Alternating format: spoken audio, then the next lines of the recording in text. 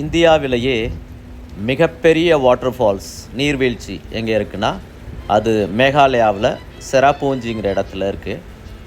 அங்கே through out the year மழை பெஞ்சிக்கிட்டே இருக்கும். இங்கே இருக்கிற இந்த வாட்டர் ஃபால்ஸ் 340 அடி உயரமானது. அப்படியே பக்கத்தில் போய் இறங்கி பார்த்தோம்னா தண்ணி மாதிரி தெரியாது, அப்படியே பவுடர் கொட்டுறது மாதிரி இருக்கும். அவ்வளவு அடர்த்தியான தண்ணி, அவ்வளவு ஃபோர்ஸாக விழுகிறது, அப்படியே பவுடர் மாதிரி தான் தெரியுது. இதுக்கு வந்து நொஹா லிகாய் வாட்டர் ஃபால்ஸ். இந்த லிகாய் அப்படிங்கிற ஒரு காசி ட்ரைபல் உமன் இந்த நீர்வீழ்ச்சியில் சூசைட் பண்ணிக்கிட்டதா ஒரு ஸ்டோரி இருக்குது. அது ரொம்ப பேத்தட்டிக் ஸ்டோரி. அதை நீங்கள் கூகுள் பண்ணி பாருங்கள். அவங்க பெயரில் தான் இந்த வாட்டர் ஃபால்ஸ் இப்போ பெயரிடப்பட்டிருக்கு. நொஹா லிகாய் வாட்டர் ஃபால்ஸ் இந்தியாவிலேயே மிக பெரிய ஒரு வாட்டர் ஃபால்ஸ். இதுக்கு போகிற இந்த ஸ்டேர் கேஸ் படிக்கட்டுகள் பார்த்திங்கன்னா ரொம்ப அன்சேஃபாக இருக்குது. மழை பெஞ்சிக்கிட்டே இருக்குது, படிக்கட்டு வழுக்குது, கைப்பிடி நிறைய இடத்துல உடஞ்சி போயிருக்கு. கரணம் தப்புனா மரணம் மாதிரி ஸ்டீப்பாக இருக்குது. லேசாக ஒரு தவறினோம்னா அவ்வளோதான், அப்படிப்பட்ட இடமா இருக்குது. நாங்கள் போகும்போதும் ஃபுல்லாக ட்ரிசலிங், மழை பெஞ்சிக்கிட்டே இருந்துச்சு, கொடையை பிடிச்சிக்கிட்டு தான் போக முடியுது. அதனாலே நிறையா பேர் கீழே இறங்கி போகலை. நான் மட்டும் சரி வந்துட்டுமே போயிடுவோம் அப்படின்னு எண்டு வரைக்கும் கீழே இறங்கி போய் ஃபோட்டோஸ் எடுத்துக்கிட்டு பார்த்துட்டு வந்தேன். அதுக்கு அடியில் கீழே நான் நினச்சது மாதிரியே படிக்கட்டுகள் உடஞ்சே போயிருக்கு. வேறு இவ்வளவு பெஸ்ட் டூரிஸ்ட் பிளேஸில் இவ்வளவு புவர் மெயின்டெனன்ஸாக இருக்குது அந்த படிக்கட்டுகள். அப்படி இருந்தால் அதை மீறி இங்கே யாரும் போகக்கூடாதுன்னு கயிறு கட்டி அல்லது தடை பண்ணியிருப்பாங்க. அதுவும் பண்ண காணாம், சும்மா போகிறவங்க போய்க்கோ அப்படிங்கிற மாதிரி விட்டுருக்கிறத ஒரு இதை பார்க்குறேன்.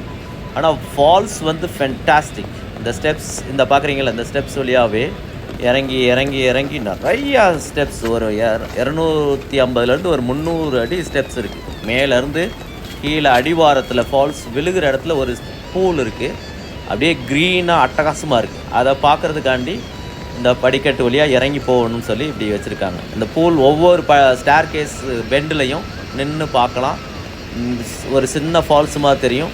அப்புறம் அடுத்த ஸ்டெப்ஸ் டவுனில் இறங்கி நிற்கும்போது பெருசாக தெரியும். அந்த ஃபால்ஸோட சவுண்டு நம்ம காதை பிச்சுட்டு கேட்கும்.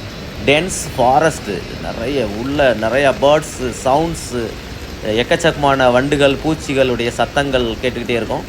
அப்படி ஒரு ஏரியா இது. இப்போ பாருங்கள், இந்த இடத்துல தான் ஆல்மோஸ்ட் பார்த்திங்கன்னா படிக்கட்டே காணாமல் போயிடுச்சு. நான் இறங்கி போய்கிட்டே இருக்கிறேன், போகிறேன். இந்த இடத்துக்கு அப்புறம் படிக்கட்டே காணாம். அதுக்கப்புறம் ஸ்டெப்ஸும் காணாம், அயன் ராட்ஸும் இல்லை. இதுக்கப்புறம் ஸ்டீப்பன்னா இறங்கி போக வேண்டியிருக்கு. வெறும் மணல் தட்டும் இதுக்குள்ளேயும் இறங்கி போகிறது எவ்வளோ ரிஸ்க்கான ஏரியான்னு பாருங்கள். அப்படி அந்த அளவில் இருக்குது. அதான் என்னுடைய பர்சனல் எக்ஸ்பீரியன்ஸ். இந்த நொஹா லிகாய் வாட்டர் ஃபால்ஸ் அந்த ஸ்டோரி சொன்னல, அது நீங்கள் கூகுள் பண்ணி பார்த்துக்குங்க. ஏன்னா it's a pathetic story of a Khasi tribal woman. இந்த ஃபால்ஸ் தான் நொஹா லிகாய் ஃபால்ஸ். சும்மா அட்டகாசமாக இருக்கும். அங்கேருந்து வரதுக்கே மனசு இருக்காது, அப்படியே கொட்டும் அருவி அப்படின்னா இதுவாக தான் இருக்கும். அப்படியே மேலேருந்து கீழே வரைக்கும் அப்படியே அடர்த்தியாக அவ்வளவு ஃபோர்ஸாக விழுந்துக்கிட்டு இருக்கு. அது மேலே அங்கே மக்கள் மேலே வந்து இருக்கிற அந்த கலெக்ஷன் ஆஃப் வாட்டர் ஃபுல்லாக மேலே இருக்க அந்த மலையிலேருந்து அப்படியே கலெக்ட் ஆகி நேராக வந்து விழுகுது. ரொம்ப அருமையான வாட்டர் ஃபால்ஸ். நீங்கள் மேகாலயா ட்ரிப் போனீங்கன்னா கொஞ்சம் ரிஸ்கியானது தான், இருந்தாலும் மறக்காமல் இந்த வாட்டர் ஃபால்ஸை பார்த்துட்டு வாங்க. Because it is the biggest water falls in India. Thank you.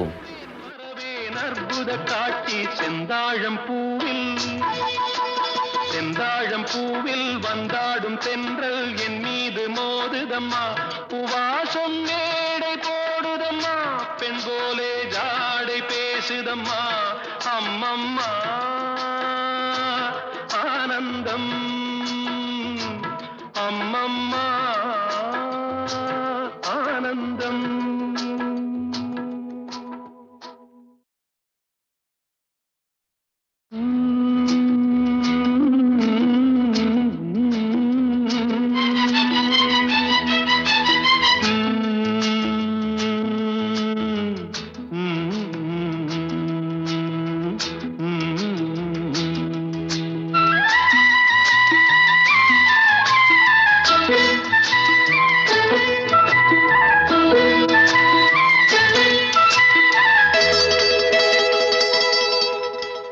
செந்தாழம் பூவில் வந்தாடும் தென்றல் என் மீது மோதுதம்மா. செந்தாழம் பூவில் வந்தாடும் தென்றல் என் மீது மோதுதம்மா. பூவாசம் மேடை போடுதம்மா, பெண் போல ஜாடை பேசுதம்மா. அம்மம்மா ஆனந்தம், அம்மம்மா ஆனந்தம்.